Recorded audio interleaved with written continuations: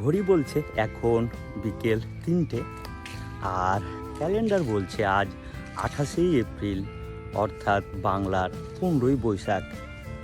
তো এই সময় প্রচুর গরম থাকার কথা, কিন্তু আমার গায়ে জ্যাকেট দেখে হয়তো অবাকই হচ্ছেন।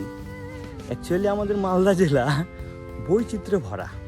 আমাদের এই মালদা শহর নিয়ে আগে একটা প্রবাদ প্রচলিত ছিল, ডালায় আর ডালে প্রসিদ্ধ ছিল এককালে। ডালাই বলতে বোঝানো হয়েছে যে রেশমের গুটি অর্থাৎ পলু পোকা, এই পলু পোকা চাষের জন্য বাঁশের পাতা দিয়ে এবং বাঁশের বেত দিয়ে বৃত্তাকার বলাইগুলো বানানো হতো এবং প্রচুর পরিমাণে এক সময় মালদায় রেশম চাষ হতো। আর ডালে বলতে বোঝানো হয়েছে এই যে আমাদের মালদার বিখ্যাত আম, এই বিখ্যাত আমের গাছের ডালে ঝুলে থাকাকে।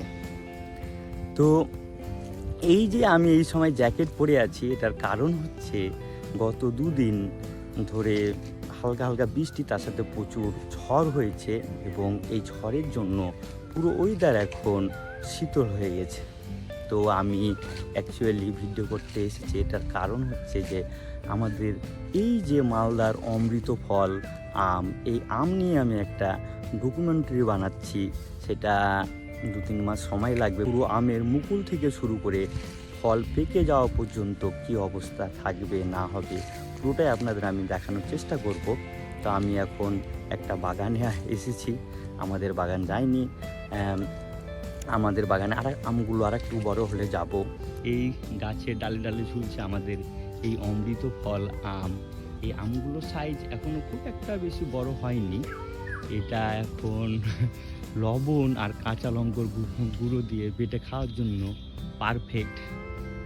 ঝড়ে প্রচুর আম পড়ে গেলেও এখনো ডালে ডালে দেখতে পাচ্ছেন কত পরিমাণ আম রয়েছে। তার মানে এবার ফলন খুব ভালো হয়েছে আমের। তো দেখতেই পাচ্ছেন এখন আমের অবস্থা কি, খুব একটা বড় হয়নি। এই তীব্র গরমে যদি শীতের মজা নিতে চান, তার সাথে ছোট ছোট আমের লবণ দিয়ে খাওয়ার মজা নিতে চান, তাহলে মালদা আসুন, 2 দিন ঘুরে যান, দারুণ লাগবে ওইটা।